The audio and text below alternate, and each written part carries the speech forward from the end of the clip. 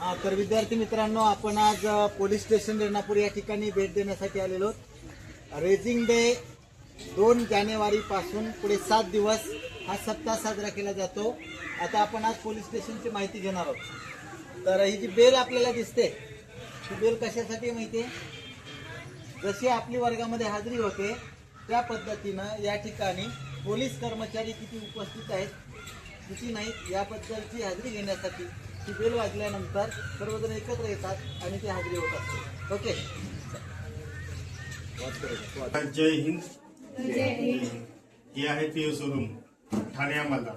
जो कोणी जखमी झालेला असेल, अपघात झालेला व्यक्ती असेल, तो पहिले इथे येतो।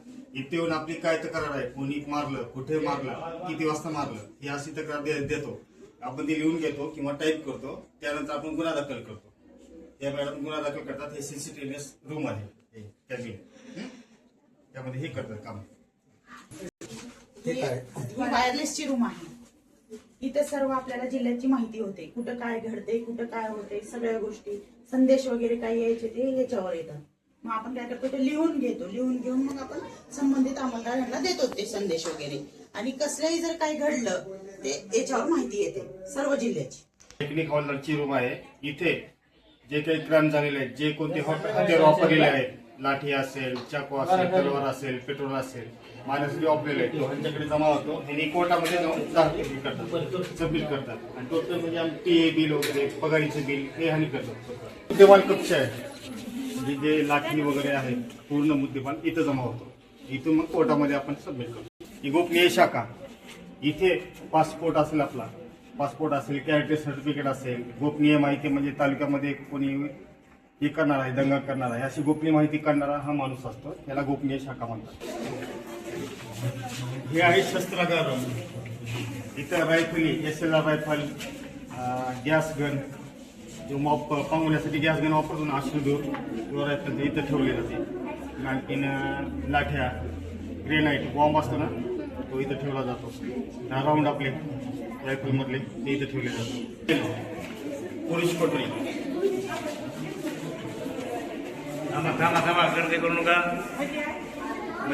PCR म्हणजे काय? Police custody. म्हणजे आपण मान्य न्यायालयाकडून 2-3 दिवसाची पोलीस कस्टडी घेतो, त्यामध्ये ठेवतो। त्यामध्ये त्याला आपण सोबत घेऊन काय क्राईम केलाय, कुठे क्राईम केलाय, कोणता हत्यार वापरलाय, ती माहिती काढण्यासाठी आपण त्याला 2-3 दिवस मान्य न्यायालयाची परवानगी घेऊन इथे ठेवतो आपल्या ताब्यामध्ये।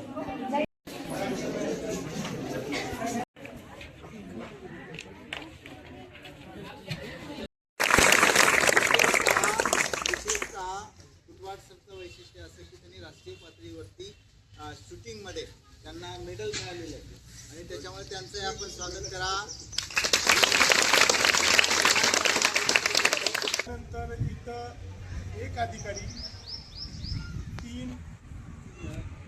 4 अधिकारी आणि 48 कर्मचारी कामकाज करतात त्या पोलीस स्टेशन।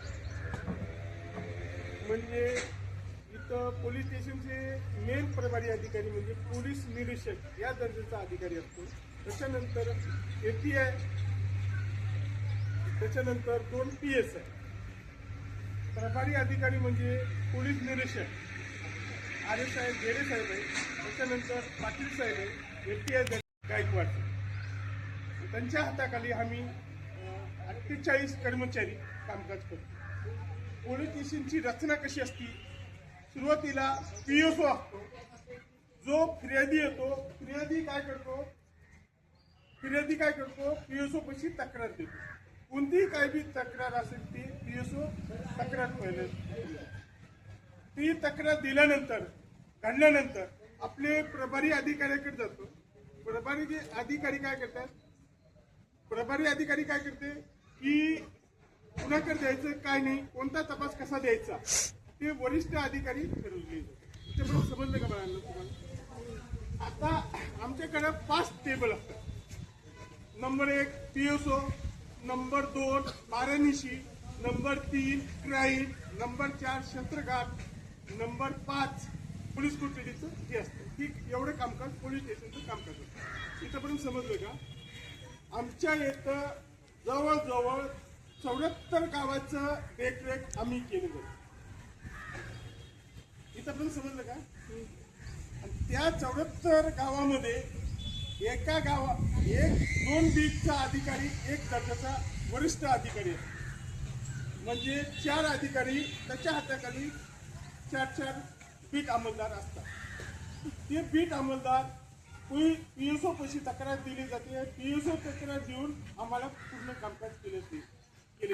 याच्यातलं काही शंका? आता आपण म्हणू इथं आता तुम्ही एक आरोपी बघितला, आरोपीला कसं पकडलं जातं, कसं कोर्टामध्ये दाखल केलं जातं, याच्यापर्यंत समजतं की नाही? ते काय काय केलं, काय काय नाही, पोलिसाचे कर्तव्य काय, हे आम्ही पुढील कामकाज केले. समजलं का नाही बाळांना? आता याबद्दल मी सांगतो. आपल्याकडं पहिलं होतं साहेबांनी 303, म्हणजे त्यांनी 303 मध्ये गोल्ड मेडलिस्ट केलेले, त्यांनी फायर केलेले, त्यांनी म्हणजे 300 इथून तर 300 गजावर फायर कसं केलं जातं मी खूप मानतो. सहसी टार्गेटवर गोळी लागतच नाही 303ची. त्याबद्दल मी त्यांचा आभार आहे. फायटर 1 2 3 टाळ्या वाजवा.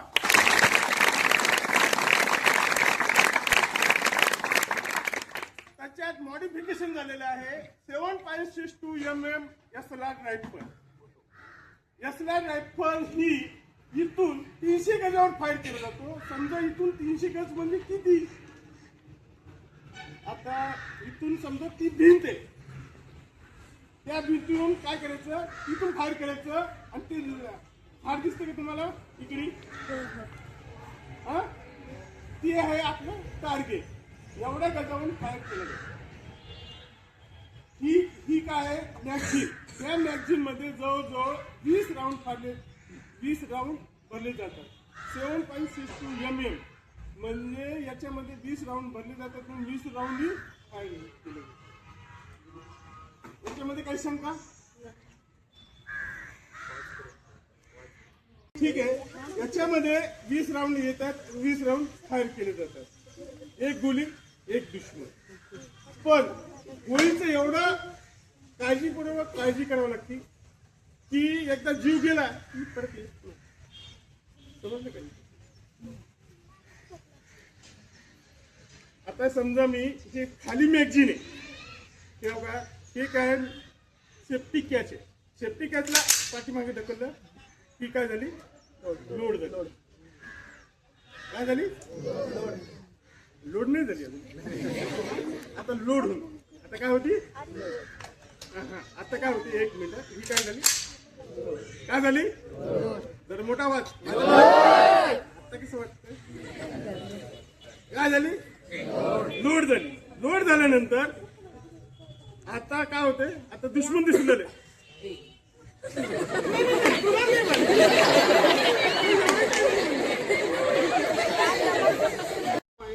काय होतं? राऊंड एका गोळीनंतर 100 गोळ्या फायर केल्या जातात. याच्यामध्ये 20 राऊंड येतात आणि 20 राऊंड भरले जातात. ही आहे सध्या खाली मॅगझिन. हे काय सेफ्टी कॅच. ही लोड झाली नंतर फायर. समजलं? ही आहे हातकडी. हातकडी आहे. हे हातकडी चोरांना बांधण्यासाठी, कोठडीत टाकण्यासाठी हिचा उपयोग केला जातो. कुणाला काही शंका? समजलं का? या पद्धतीनं असते.